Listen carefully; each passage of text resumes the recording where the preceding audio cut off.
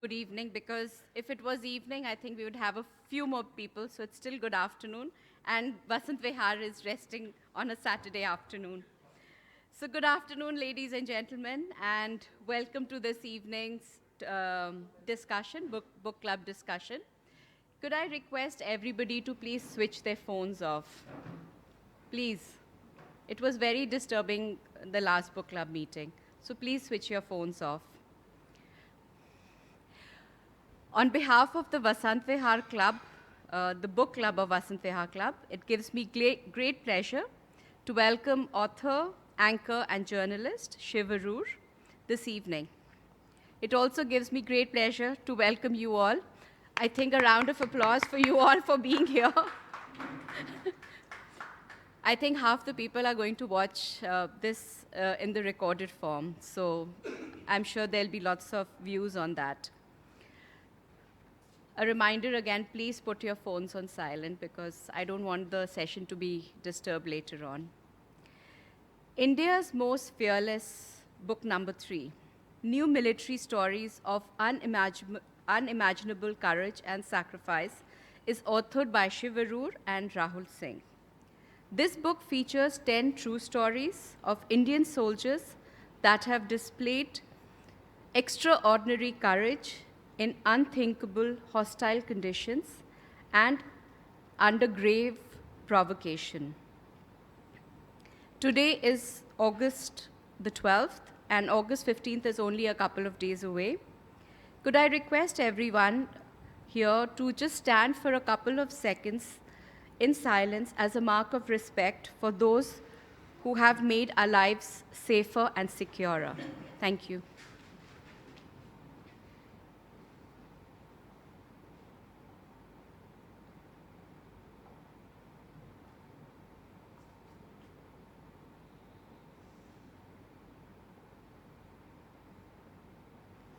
Thank you. I would like to invite our guest, Shiv Aroor, to come and take a seat. Thank you, Shiv, for being with us today. Shiv is a familiar face, as he's one of the most watched anchors and a senior executive editor at India Today. He's also a defense correspondent, having done conflict reporting from defense zones such as Kashmir, Sri Lanka, and Libya. He runs an award-winning defense website called livefistdefense.com. He has a postgraduate degree in international journalism from Cardiff University, and he's a graduate from St. Stephen's College, Delhi. And he has his friends here as his cheerleaders. He has written a fictional book, Operation Jinnah, in 2017. He has co-authored India's Most Fearless with Rahul Singh in 2018 and came up with the sequel, India's Most Fearless number 2 in 2019. India's Most Fearless number 3, again co-authored with Rahul Singh, was released in August 2022. This book was released in the presence of the 3 service chiefs. Rahul Singh, his co-author, is a senior associate editor at Hindustan Times. He has covered defense and military affairs for the last 2 decades. India's Most Fearless 3 has, as I said before, 10 true stories. The style of writing is engaging, vivid, and pictorial, and I found myself becoming part of the action like in a 3D movie. So compliments to you and your co-author on that. And normally on TV, you get to ask the questions. But today, I have that opportunity. So thank you, Prachi, for helping facilitate that. Ladies and gentlemen, Shiv Aroor.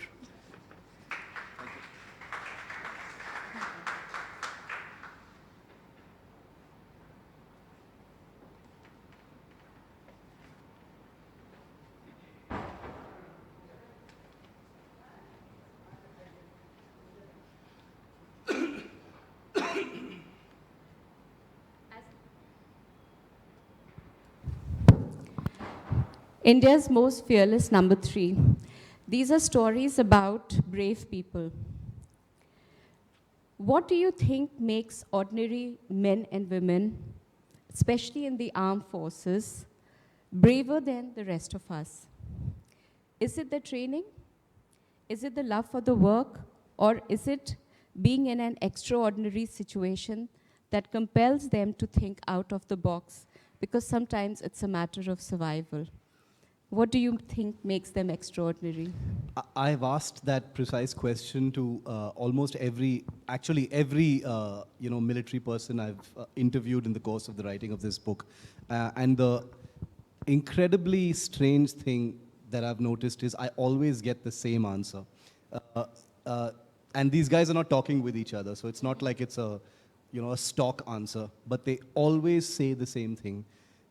They say that fate put me into a position where I didn't have a choice but to display bravery.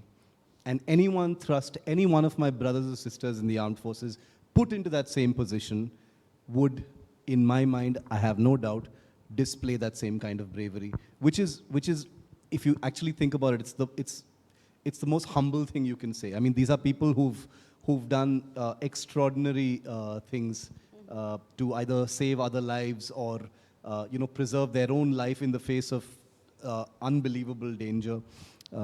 So it's always occurred to me as extremely odd.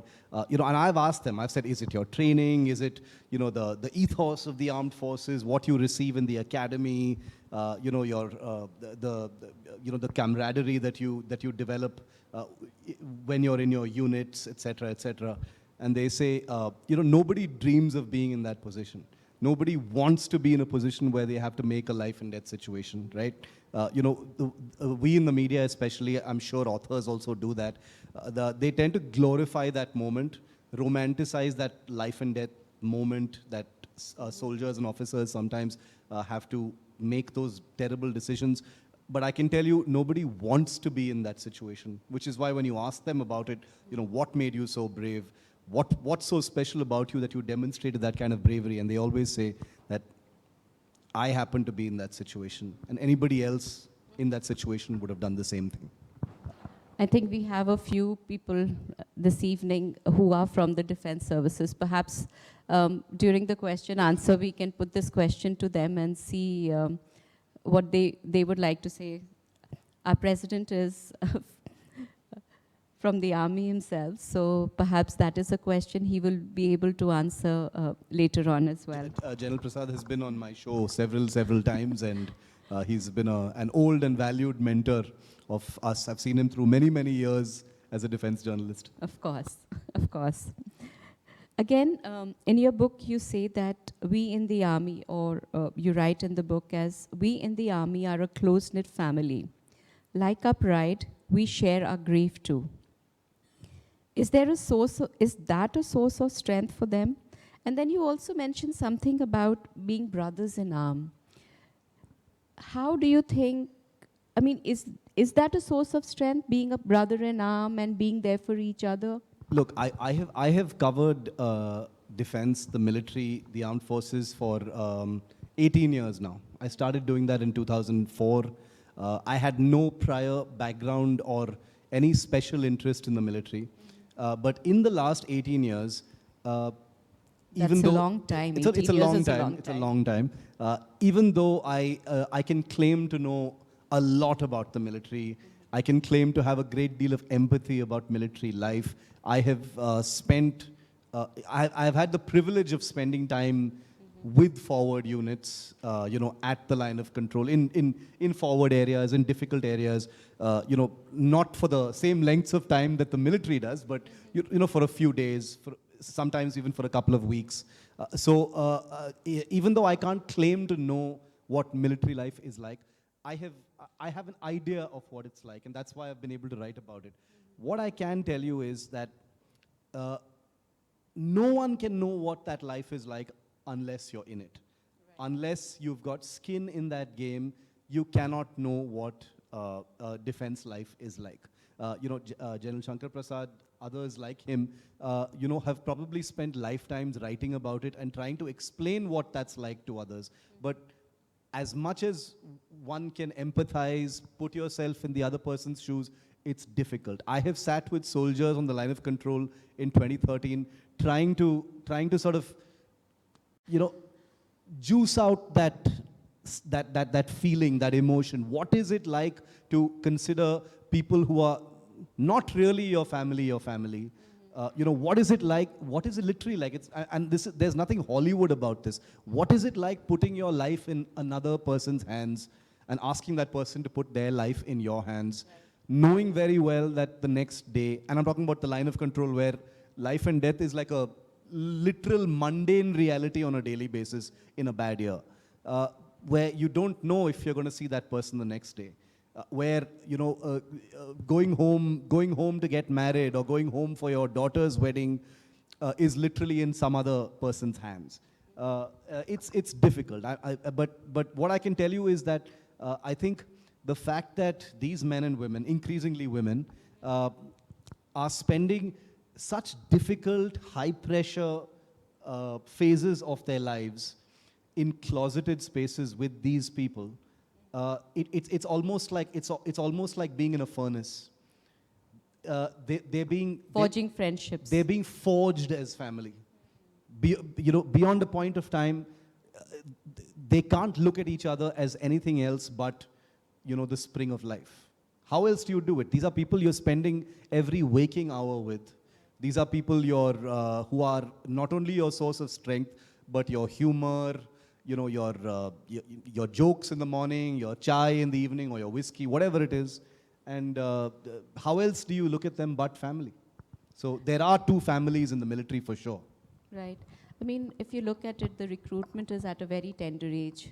And and you have these inspirational people who are there to guide you and be your mentors. I guess that's something somebody who is very young looks up to, and probably that hero worship which happens, that sort of a relationship starts when they're still getting trained, I guess.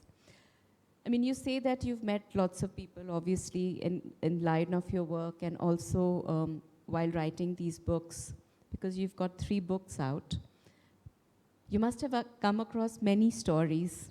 But is there any story which you think, according to you, has been the sweetest and perhaps the kindest? I know there are lots of stories about courage and valor, but something which has been of just simple kindness or just being there for each other, like, are there any stories which you haven't written about in the book, but which comes to your mind?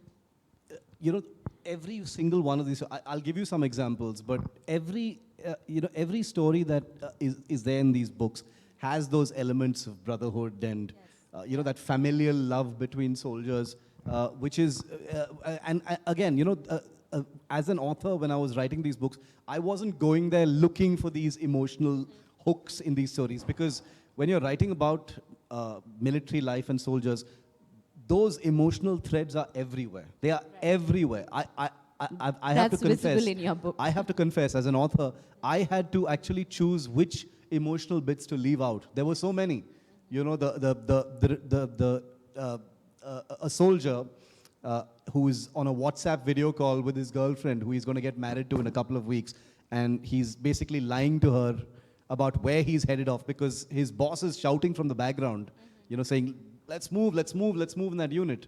And he's supposed to roll out, but he's lying to her about, it's in book 2 actually, about where he's headed, because he's promised her that before he comes back home on leave, he won't be going on any other operations.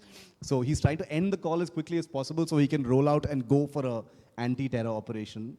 I won't tell you what happened in that operation. He survived, but he was not the same after that operation, and he still got to go home. But those are the kinds of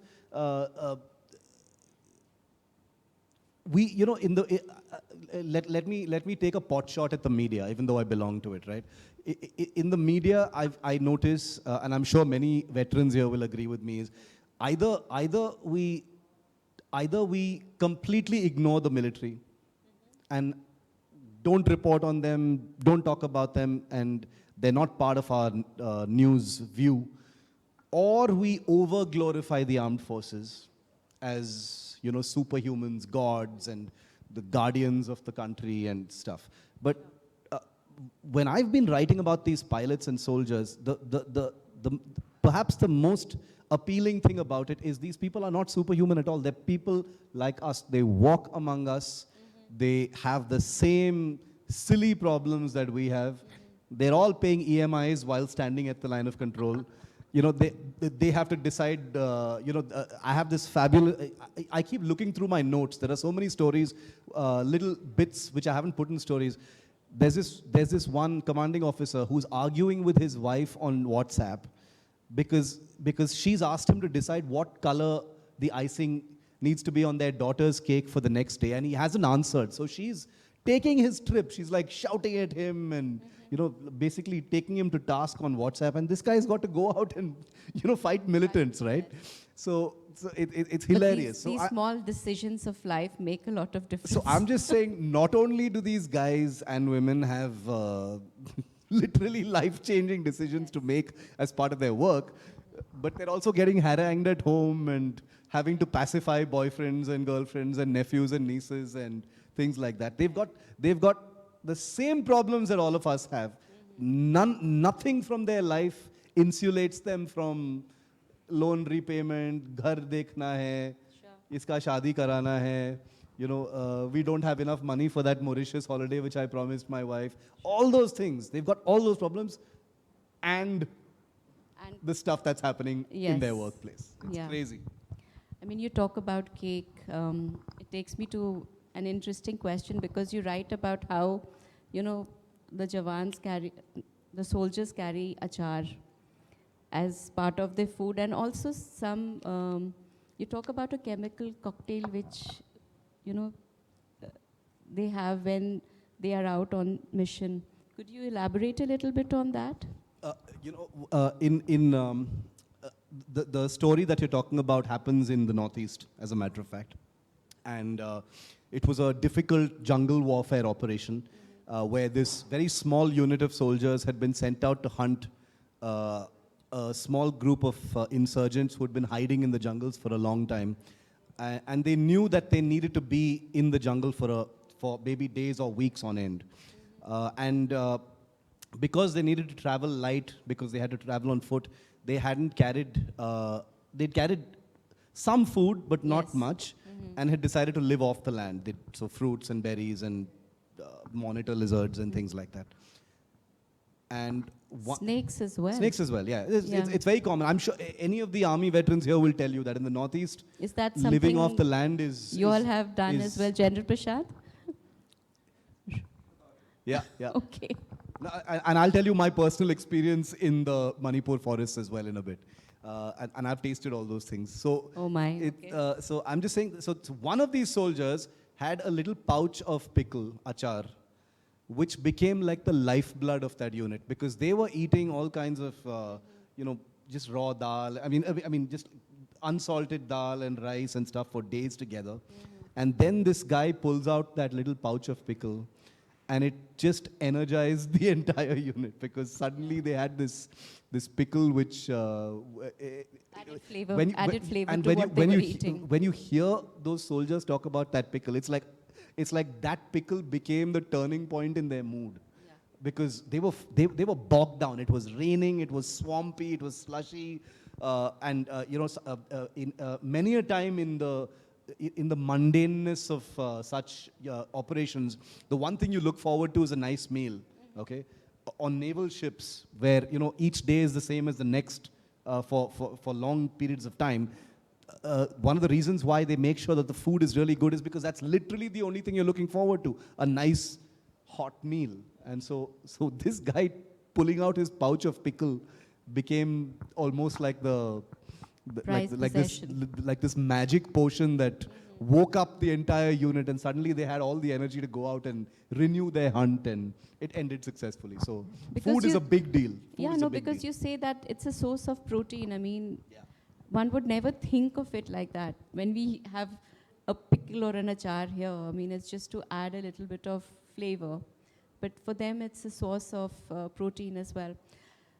And about the chemical cocktail, I found that very interesting. Does that really happen? Look, the story that you're talking about, there are operations, there are units where, and this was a special forces unit, where certain supplements are prescribed. So these are supplements. For for sudden bursts of energy, for the ability. There are operations in especially forbidding areas like high altitude areas, where this one particular special operations unit we were speaking to. It's not something secret. It's not something illegal. It's not something that you or I can't get in a chemist shop. But it's a prescribed sort of cocktail of supplements and medications and vitamins that allows them to stay awake for longer periods of time, because they need to stay awake. They can't afford to fall asleep because it could be an extended encounter. Allows them to function a little better where the air is thin at high altitude.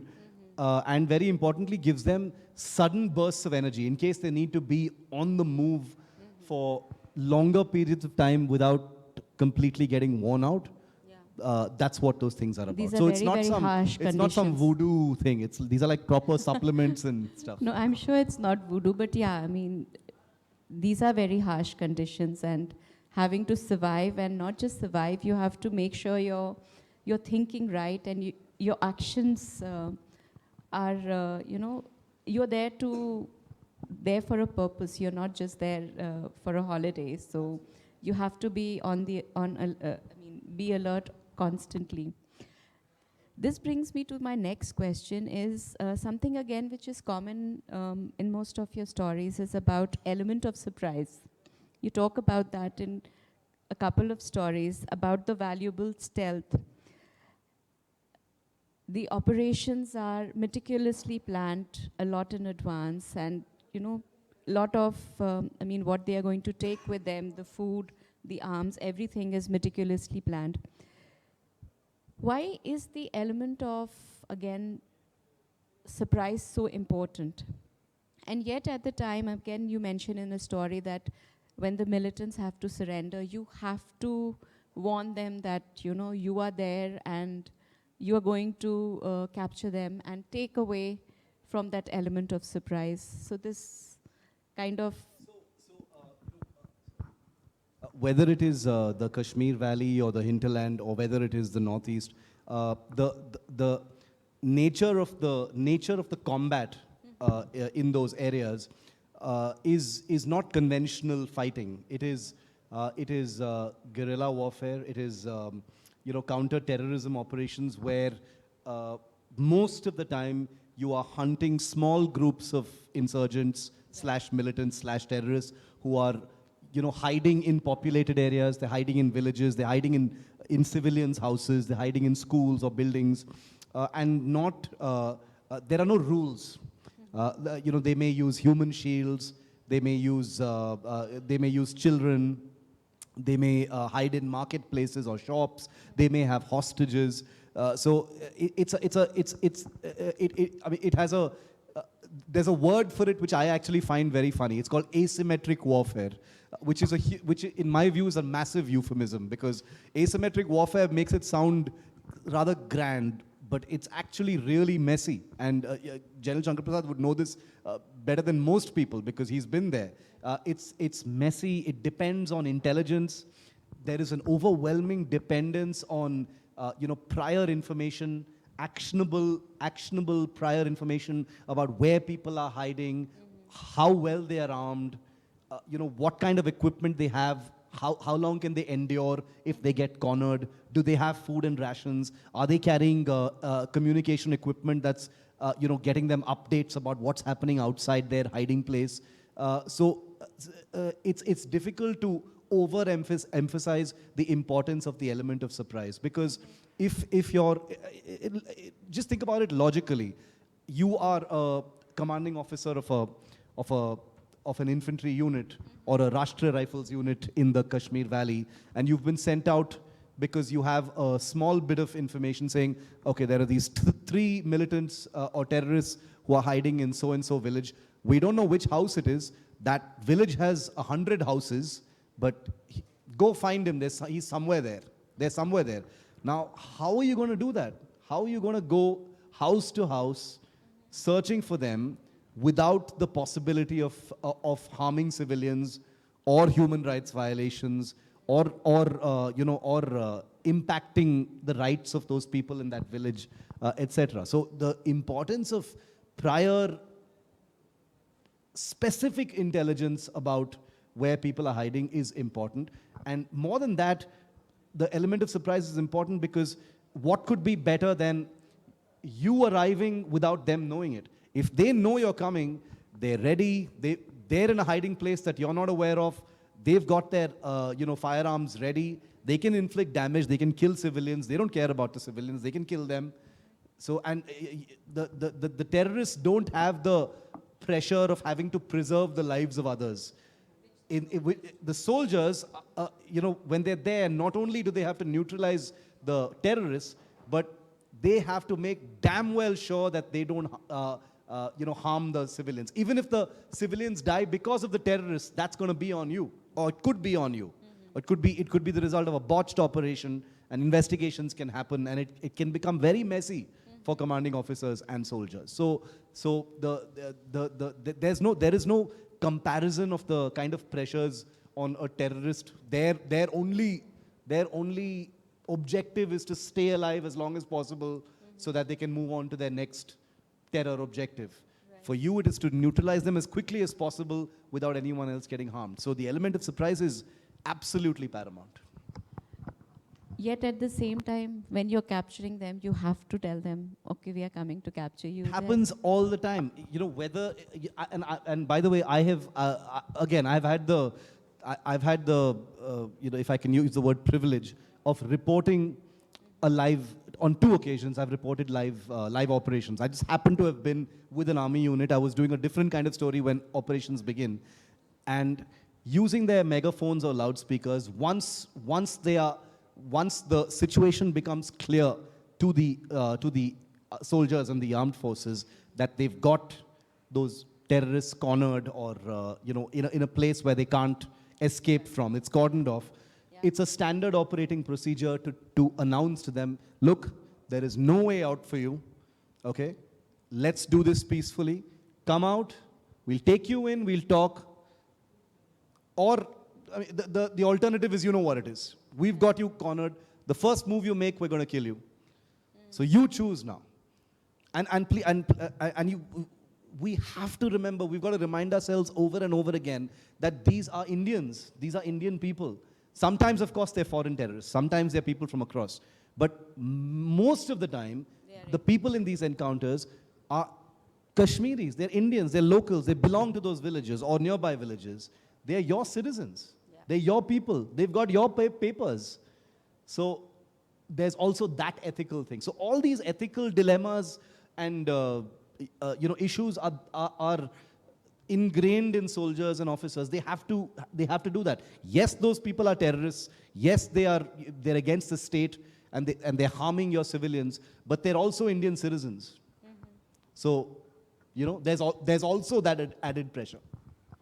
It's interesting you use the word ethics because a couple of days ago, we had another book discussion which was about ethics in civil society. And civil society, that's a different conversation altogether where, we can discuss what the ethics of the armed forces is and what the ethics of the civil servants are. But it's interesting you mentioned that because we've had a very interesting conversation about that. General Bipin Rawat, you write about that story, but more than that, you write about the Shaurya Chakra winner, Group Captain Varun Singh. Would you like to share why he got the Shaurya Chakra? And it's really an unfortunate story, but I think the fact that he did get the medal, but he could not receive it himself. Again, that's such a sad story, but in itself, it's such an inspirational story. I felt when I was reading it that it was like Tom Cruise and when you watch Top Gun, it sounded like something like that. The weird thing about the writing of these books is all of the people that we've written about who are no longer alive, in the writing of these stories about them, my co-author and I feel like we know them. We feel like we know them because we've read their diaries, we've spoken to their families and children, their commanding officers, their unit people. We always insist on, when we're writing about someone who is no longer alive, we insist on speaking to the people who were there, in those final moments or during those final operations, because that is something that's difficult to get from anywhere else. Those moments are extremely raw, and we wanted to capture those as well. Now, I mean, you're trying to put together a jigsaw puzzle, isn't it? Yeah. Because a It is, person it is. has so many different facets. So Group Captain Varun Singh who's sadly no longer with us. He was, for those of you who may not remember, he was the officer who survived the crash in which General Bipin Rawat and the others died, that helicopter crash, only to die like 7 or 8 days later. He had grievous injuries, they tried to save him, and he died. He was a crazy guy. He was like he was really Top Gun. He was, he was your textbook definition. When you think of like this arrogant fighter pilot, when you think of like a fighter pilot who's full of himself, Group Captain Varun Singh. He just thought he was the cheese. He said, I'm a fighter pilot and none of you are like anywhere close to me. I've done awesome things and I'm going to wear my aviator sunglasses and I'm just going to be badass all the time. That was him. He's like your comic book fighter pilot. But right? I think it comes across like that in your book. So He failed to be selected for the Gaganyaan moon mission because he had some kind of weird bone structure in his jaw, as a result of which he was medically found unfit for a space mission. And for a guy who thinks he's like God's gift to aviation, being rejected from the space mission, he said, who cares about space? I'm a fighter pilot. I'm not made for all these, silly rockets and stuff. I'm made for fighter planes. And the Shaurya Chakra award that he won was for an insane flight, which I've written about in this book. Very briefly, he was flying. He was tasked to fly a fighter that had just stopped behaving itself. It was a fighter aircraft where the flight computer had decided, I'm not going to listen to anything the pilot tells me. I'm going to do what the hell I want, and it was just dangerous. So our friend was brought in and said, now you've got to fly it and correct it while it's in the air. And he took it up, and it happened to be like somewhere over here. It was over Delhi's airspace, Ghaziabad and Delhi. And he was at like 8,000 feet, which is not high at all. And I've Sanjana, I've heard the air traffic control audio of his voice. Okay, this guy is at 8,000 feet. The aircraft is pitching and rolling and doing crazy stuff. Okay, he's correcting it, and then it flies okay for a while. Then it pitches down and dives more. And then that last bit, I cannot describe this. He was at something like 200 feet just before landing. Wow. And once again, the aircraft decides to do something funny, which is like the nose suddenly pitches down, it suddenly loses altitude, suddenly rolls, no control whatsoever. And this guy's laughing in the cockpit. He's laughing.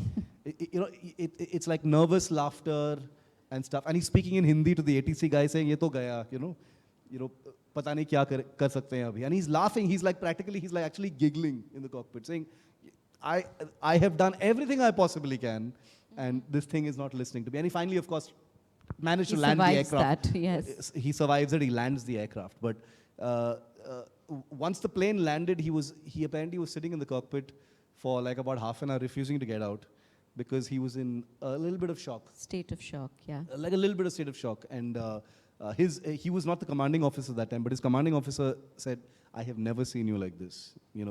You've been in all situations and you've just come out of it fine. And he said, that's the first time I've seen you sweating. Like your life really flashed before your eyes.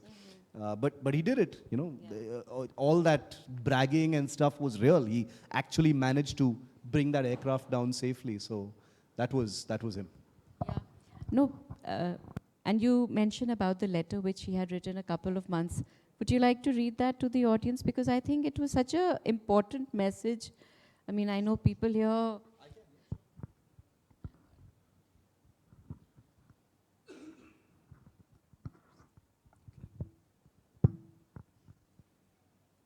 So basically, after Group Captain Varun Singh received his Shaurya Chakra, he decided to write a letter to the principal of his school in Dehradun. I think it was the Sainik school in Dehradun where he had studied. It was a letter that he said he hoped the principal would read out to all the students. He basically said, I write to you filled with a sense of pride and humility. On August 15th this year, I have been awarded the Shaurya Chakra by the President of India in recognition of an act of gallantry on October 12th, 2020. I credit this prestigious award to all those I've been associated with over the years in school, National Defense Academy, and thereafter the Air Force, as I firmly believe that my actions that day were a result of the grooming and mentoring by my teachers, instructors, and peers over the years. The last paragraph of that letter was the one that actually went viral everywhere. It said, and in this part, he's addressing the students of his school. He says, it is okay to be mediocre. Not everyone will excel at school, and not everyone will be able to score in the 90s. If you do, it's an amazing achievement and must be applauded. However, if you don't, do not think that you are meant to be mediocre. You may be mediocre in school, but it is by no means a measure of things to come in life. Find your calling. It could be art, music, graphic design, literature, whatever. Whatever you work towards, be dedicated, do your best, never go to bed thinking, I could have put in more effort. I think with that passage, I would like to open the floor for questions. Thank you, Shiv.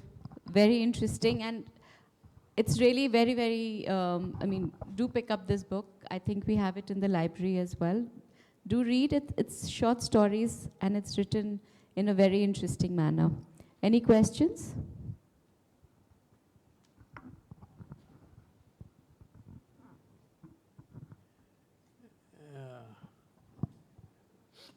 Hello, Shiv. Out of the 10 stories, the one which you have just discussed about Varun Singh, it appears to be the most inspiring in the sense it was all the time right at the height of 22,000 feet down to 8,000 feet. He had to take a split-second decision to save not only the aircraft, but the population on the ground, and thirdly himself. It was he who comes at the last stage. So that is what makes him the most inspiring story of all the 10, which I believe so. That is my own feeling.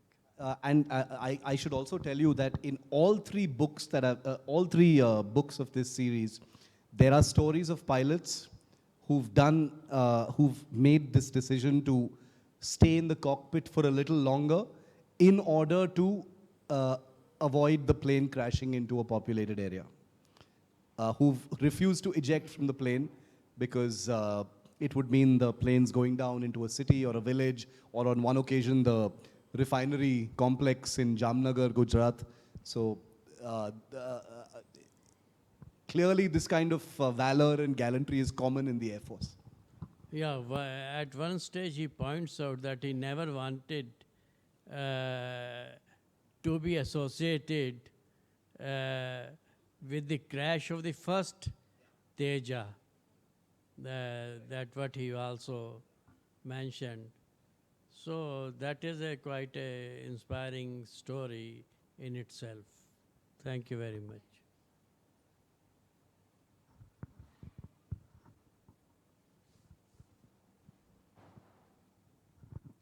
Good evening. I've often wondered about all these people living in the Siachen glaciers. I mean, there's very little to see, very little to do. Have you written about them? I've not read any of your books, so I'm not able to. Have you written about any of them? Yes, indeed. I have not only written about them, I've visited, I've had the privilege of being in Siachen 3 times so far in my career for very, very, like, few hours each time, because staying there requires a completely different level of training and, acclimatization, etc.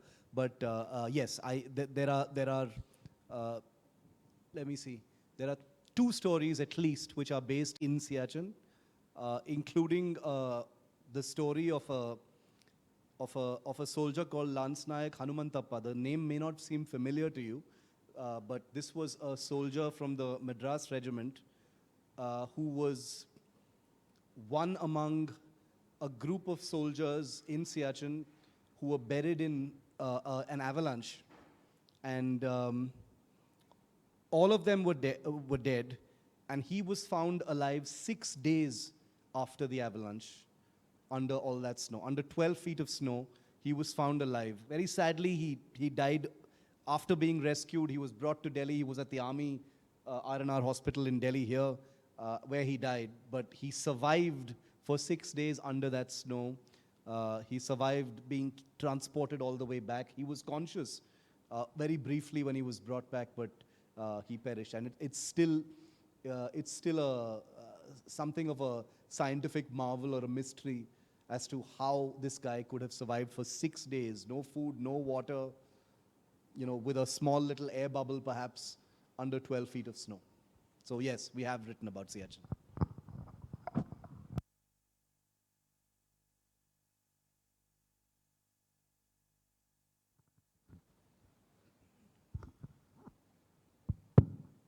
I am General Mediratta, and one of those very fortunate people to having gone into Bangladesh through Jessore, Khulna, all these places, and served in Nagaland and Kashmir during Hindu Pandits exodus, and then Blue Star, just short of that. I feel that what you talk about as a soldier, I don't know, but as for me going there, I was a junior captain. The sense of fear never existed. Even when we found our vehicles being blown up or finding bodies on the way, but somehow that fear was not there. And the cohesiveness that you are talking about, people, it is inborn from the time you are in the National Defense Academy, and as you go along, nothing means that you show someone that you are like this. Even today, if you are an ex-NDA, irrespective where you belong to, you become one like this. So what I feel is that what is being written about these people who lose their lives and all, they are the kind, at that moment, nothing would be affecting them at all. But yet, they've created history and gone, and they have not done any favor to anyone. They seem it is part of you to be doing this. On the contrary, when I was in Srinagar, these terrorists that you caught them and you brought them for interrogation in the intelligence, they would be saying, Bharat Mata ki jai, Bharat Mata ki jai. Now that was the time they are wanting to save their skin. Otherwise, they can be the most cruel people that you can ever come across on this land. They have no respect for children, women, or anyone. So only thing I personally feel is that only when the soldier is not required, he is forgotten. That I really don't understand why that happens, and the essentials of it remain fag-end, and believe it or not, a soldier, even if you find him retired 20, 30 years, he'll be the same. Thank you for your service, first of all, General. And I think you've basically underscored what I said. When you say that soldiers don't believe that they're doing anything special or not doing anyone a favor by doing the things they do, that's exactly what I meant. That humility that I was talking about, which is that they believe that what else do you expect me to do in this situation? That's the kind of humility that I was talking about. And again, the sense of brotherhood that comes from the academy, ex-NDA, I've seen it. It's incredible. It's difficult to describe that kind of fraternity. It's there is no There is no, I have, believe me, I have searched for it. There is no corresponding thing in civilian life that there is in this kind of relationship. Yeah.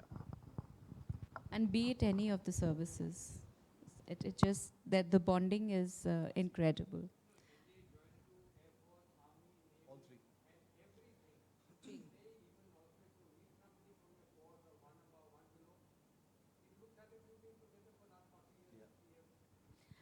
I think is it some? I mean, just an idea. But as a civil society, do you think we should also get some sort of a training so that there's a bit of bonding and harmony amongst us as well? Yeah. Mandatory conscription. Yeah.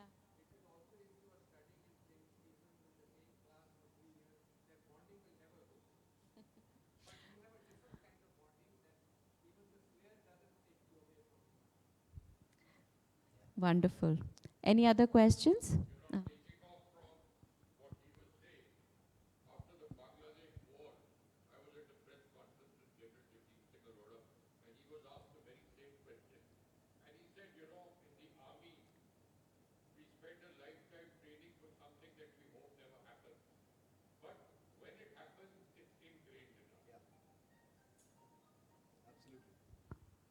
Okay.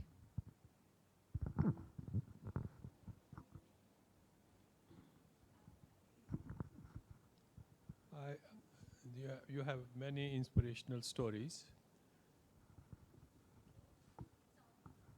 So I was wondering if some of these stories could become part of the school syllabus in India, because maybe the book will be too much, but maybe 2 or 3 stories should be read by students, in the age group of 10 to 15, so that they know what is going on and what is possible, how they could contribute to the country.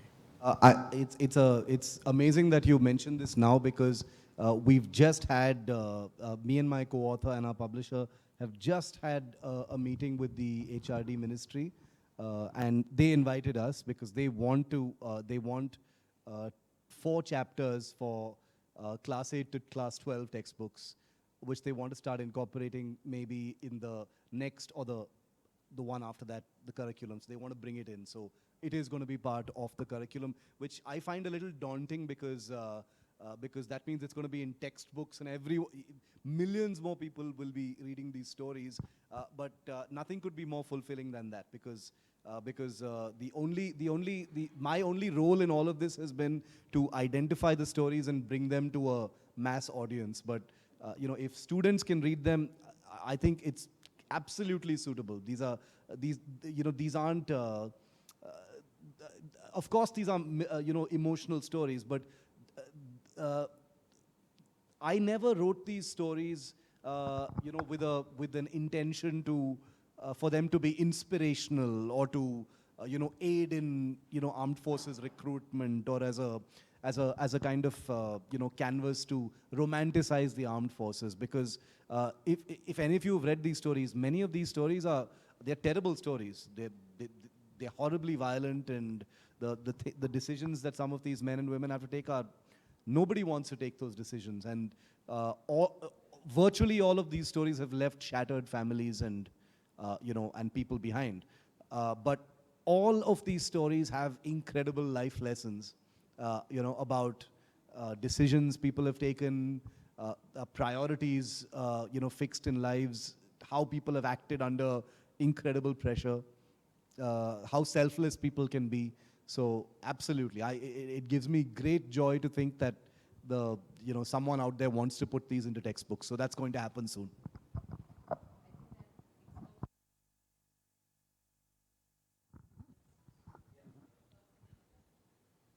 Shiv, I just wanted to say, what about if all the graduates, when they pass out, they must be made to do 1 year internship before they given a graduate degree in the army way of life? Sir, it's a big country. You've seen how chaotic our country is. For every little thing that is decided at a decision-making level, one wonders if something like this, someone mentioned Israel just now. I think Sarah mentioned Israel. Israel is the size of the population of Israel is sector 132 Noida, right? That's the population of Israel. So to enforce conscription on a tiny little country like that, and Israel has a separate context, a militarized context also. That's, I'm not saying it's easy. There are, no. I'll explain this. I'll tell you why it's different. I think there are many people who believe it's a good idea. It's just that the root of Israel's existence is adversarial. Its existence has been challenged from the get-go. Its culture has from the get-go has always been militarized. The armed forces there they're literally guardians of the nation. The armed forces in Israel are gods. They're treated as gods. You should see how soldiers and officers in Israel are treated. You've seen Fauda, right? They are gods because for them, civilian safety is literally in those people's hands. So the IDF is the way they're regarded there is like there's divinity there. So conscription is it's almost like it flows naturally in the Israeli existence and culture. It's also considered like, yes, I have to be a conscript, etc. Here in India, we don't have a militarized society. We have such a vast country. Just look at the size of this country, okay? Where most parts of the country are mentally, physically, geographically, culturally, metaphysically, completely distanced from where our adversaries are, where our problems are, where insurgencies are happening, so. Yeah, yeah. Yeah.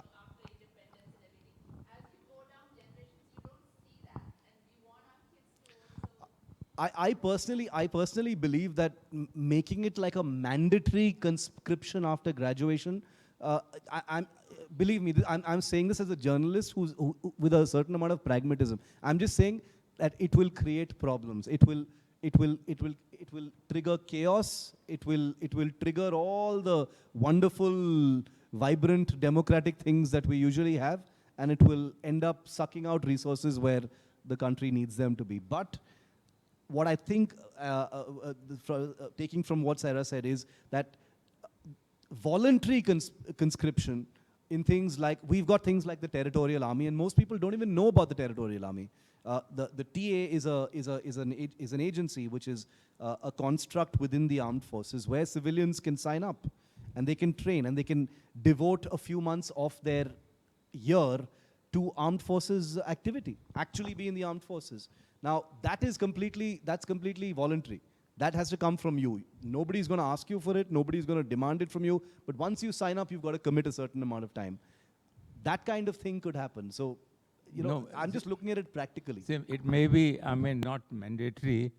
It could be if something for a IPS exam or IAS exam. At least the ruling class, they can undergo this 1 year voluntary or whatever you call it, which will give them more points. You're saying that all bureaucrats should do 1 year of Exactly. 1 year of armed forces training. Exactly. I am all for that, sir. All for that. You send all our bureaucrats for 1 year with the armed forces, and you see how much better everything becomes. That's what I'm saying. 6 months kar do, sir. 6 months.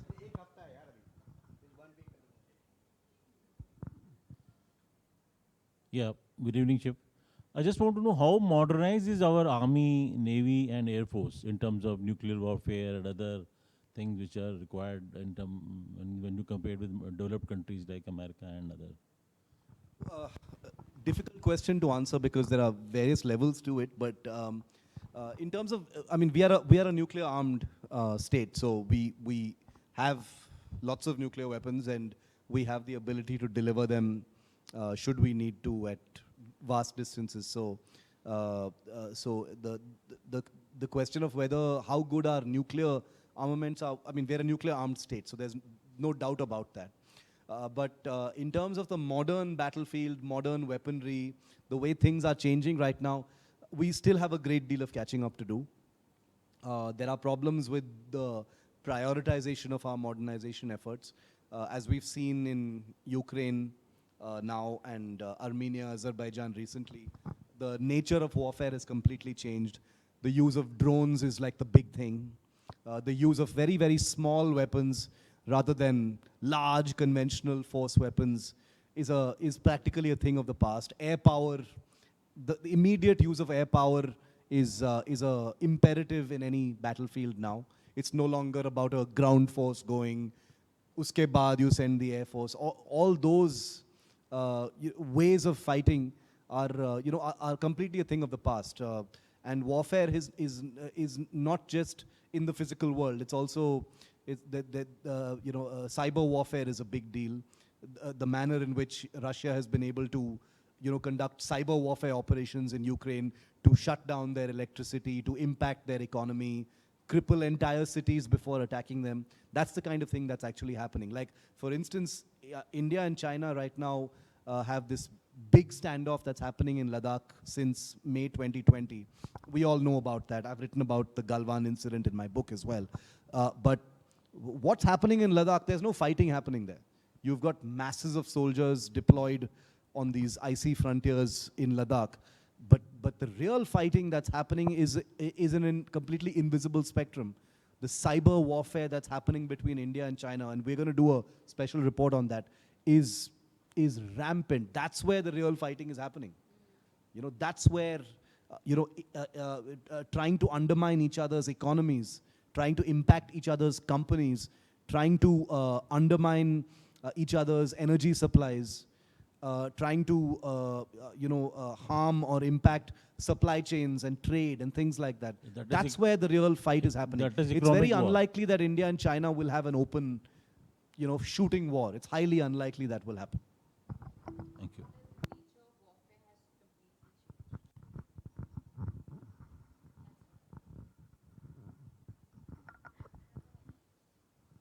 You have a question?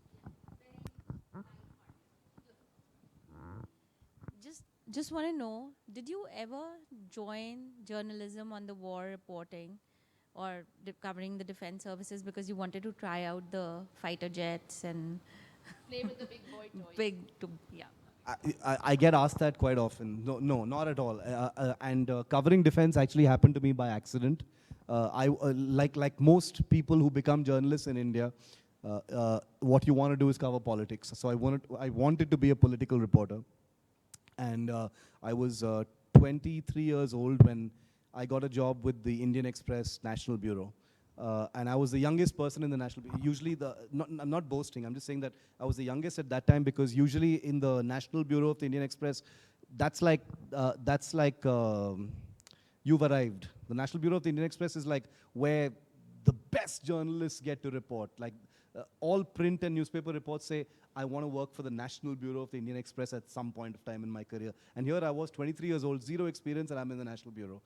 Pushed into it. And I wanted to be a political reporter, but the guy who covered defense had quit. So the boss told me, you'll have to start covering defense for a while because we don't have a defense guy. And uske baad, when there's some political vacancy, we'll see. So I started covering defense, and then when there was a vacancy for politics, I said, no, I want to stay with defense because there's fighter jets and all this stuff. So it actually happened in the reverse. Yeah. And the idea for the book, I mean, you've come up with 3 of them. What prompted you to write about these stories, and how have these stories impacted you as a person? Last question. Yeah. No, absolutely. So, every year during Republic Day or Independence Day or Army Day, journalists and we get these press releases which have lists of soldiers and officers who are being decorated that year with the Sena Medal and Shaurya Chakra, Kirti Chakra, etc. And usually some of them have citations which are maybe half a page of text describing why those people are getting that medal.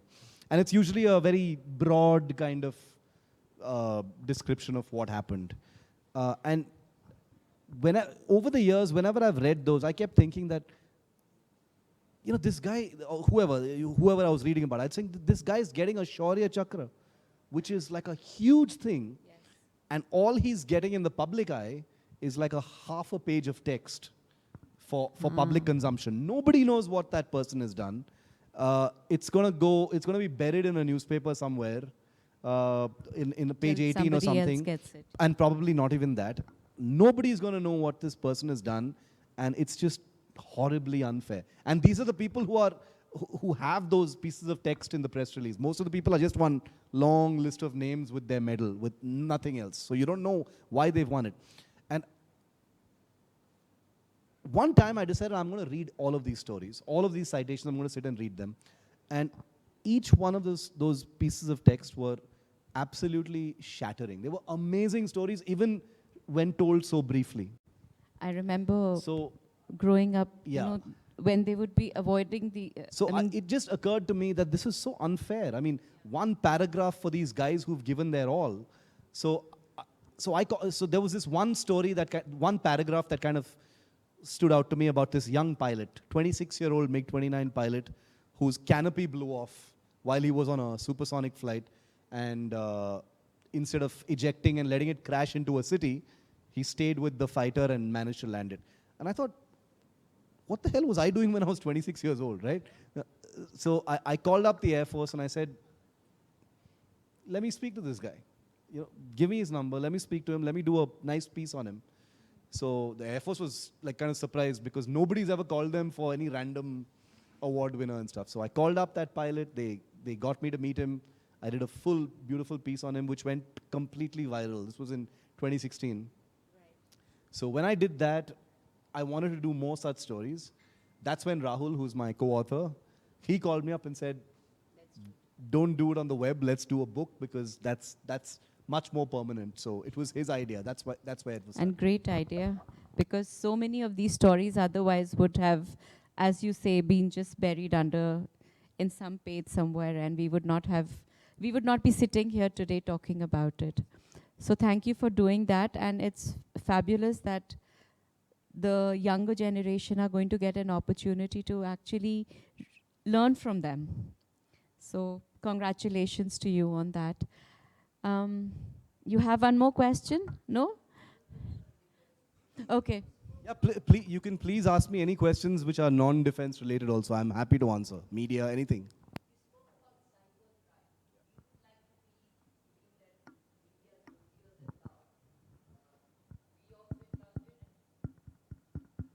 Most definitely, and we must. And please remember, this is not cyber crime. Cyber crime is a completely different thing. Cyber crime is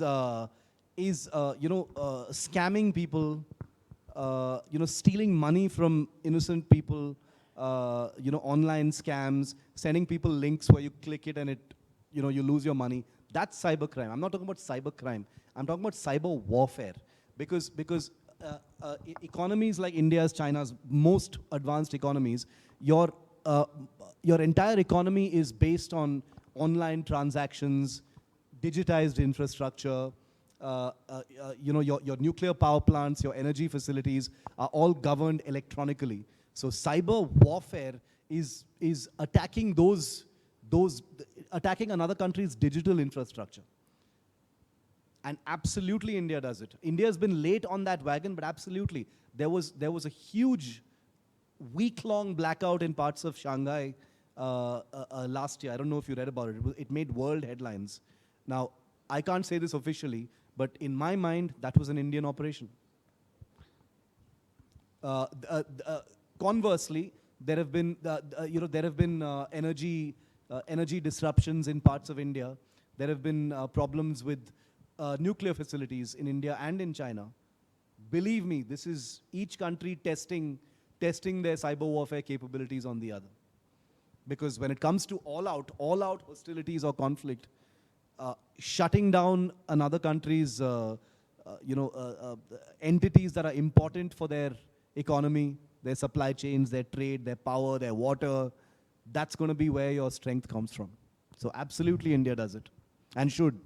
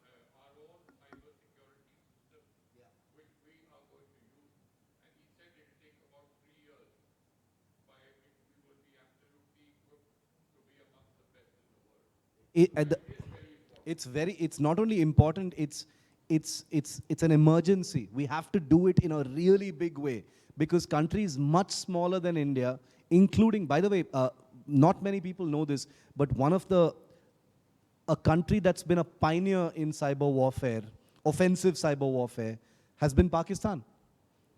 They got onto that bandwagon really, really early. So some of the world's greatest cyber warfare specialists are in Pakistan or Pakistanis who function out of Europe. Some of them are, but it works both ways. It actually works both ways. Because access to the internet has been really simple and easy and data has been really cheap in India, in the Indian subcontinent, that has actually facilitated groups of Pakistanis learning internet warfare really, really early. I'm talking about the early 2000s. So they're very, very advanced. Read about it. Just go and Google Pakistan and cyber warfare. Sweden, Pakistan, China, I think Finland.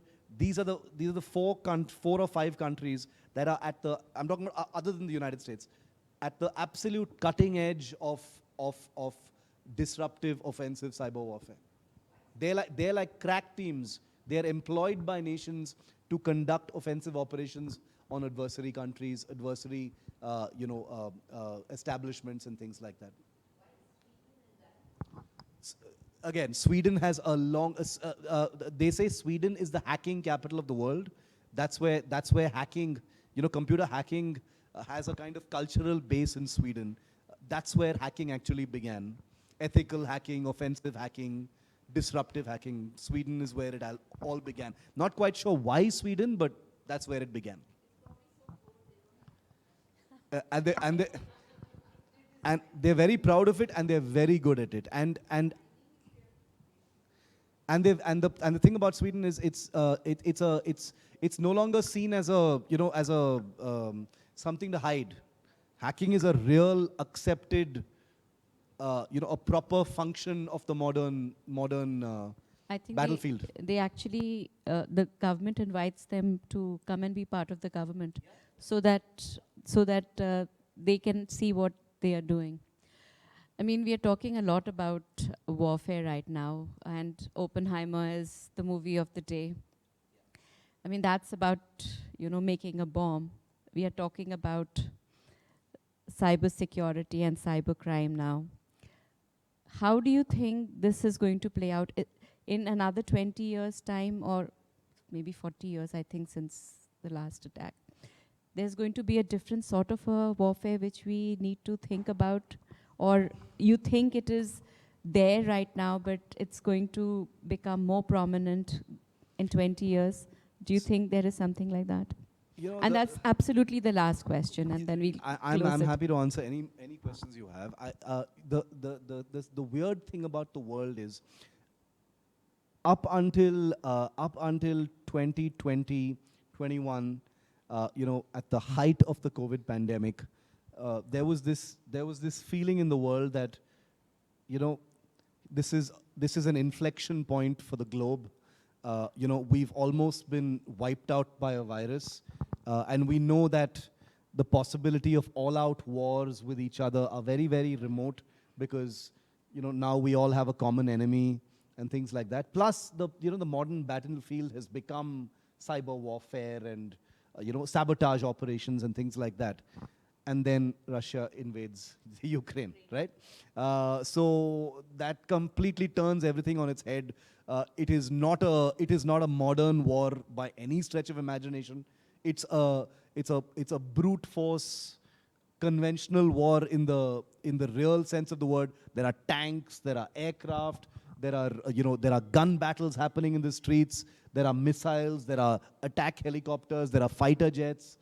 It's war in the way that everyone has pictured it. So the Russia-Ukraine situation has basically reminded the world that, hey, we might be really advanced, we might be getting into cyber warfare and stuff, but actual wars can also still happen between two sovereign, relatively modern and peaceful countries. It can still definitely happen, and at a large scale. Ukraine's not a small country, it's a huge country. and it's happened. And it's still going on. It happened between Azerbaijan and Armenia. Proper fighting, shooting war. India and China have the Galwan clash was something that was a very small piece of violence that took place, but in Ladakh, the two forces are very, very close to each other. Small provocations can flare up into big things. Very unlikely, in my view, but they can happen. So it's very difficult. 20 years, 40 years, it's difficult to predict how things can go. But in my personal view, as far as India is concerned, I don't think a big war of the kind that we've seen fought in the 60s and 70s by some of the people here is in our future. I think our wars are going to be smaller conflicts, limited conflicts, and in other spectrums. Yeah. Let's just pray for that. Yeah, absolutely. Let's pray for peace, and let's just pray that nobody has to, lose their life fighting for the country. And with that hope and wish, thank you very much for being here today and engaging with the audience here, and also thank you very much for writing this wonderful books, and we hope that you'll come back with the other book which you write, India's Most Fearless #4 as well. So thank you so very much. much. Thank you. Ladies and gentlemen, Shiv Aroor. Thank you.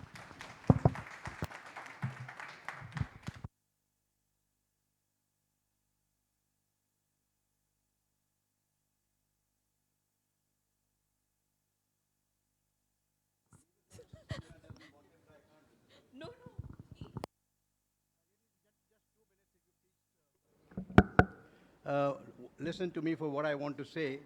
There's nothing, Shiv, please, sorry for this. There's nothing much for me to say. But ladies and gentlemen, that all I want to say this evening at the end of this program is that many such book reviews we have, many such evenings we have, and we listen to what goes on and we comment on it and digest it. But today a very peculiar thing has happened to me. Having been in the army for 40 years myself in the infantry, starting from 62 till 2002, I somehow got a feeling that I must assess this guy today. Sorry for doing that. It's not my job to assess you. But I'm surprised and shocked at the kind of depth of knowledge and understanding that this man has got of modern warfare. From what I heard of him from the time that he's been writing books, I've sat on with him on many television debates. But this bit of him, I never really realized that the kind of in-depth knowledge that this boy has got. Sorry to call you a boy. But I must congratulate you for really understanding the culture, the ethos, the mindset, and the modern warfare that we go through today is amazing. Your knowledge is amazing. Your manner of putting it across is amazing. And if I were to make an assessment on you, I'd give you 100 out of 100 for having understood the ethos of the military. It's so difficult. You stayed on the line of control for 7 days. It doesn't mean that you've understood everything, but you have. I have stayed years. To start, I don't want to say what I did in 40 years, but 62 wars starting from NIFA right down to 65, 71. I did that as a second lieutenant in NIFA. Yeah. I did 65, 71, physically in attack in 71 war as a major. I commanded a battalion as a colonel on the line of control. I commanded a brigade in Sri Lanka. As a major general, I was up in Kashmir. And in 1999, I was a Director General Infantry doing the Kargil War. But the knowledge that you've got, and I sincerely hope that you'll use it to better advantage to the nation to be able to educate people. Because it's very difficult to understand what the military goes through. The IAS people go to the borders for 7 days, and they've done armed forces attachment. Now, what do they understand in 7 days? But here is the man who has understood the entire culture. I must thank you for coming here. Thank you, sir. I wish you continue with this passion of yours. It's like a passion to learn about the military. There is a lot more for you to learn. Don't stop learning. You're doing a great job, and I think you're one of the finest defense journalists today, perhaps the finest in today. Thank you so much. Thank you, sir. Ladies and gentlemen, he really deserves a big hand. Sorry, Sanjana. for butting in. We were coming to this. Well, now that she has no option but to get. Thank you so much. Thank you so much. Thank you so much. So most kind of you. Thank you so No, much. you've really, really If you come, shocked we me a just bit. Yeah, yeah, sure, sure.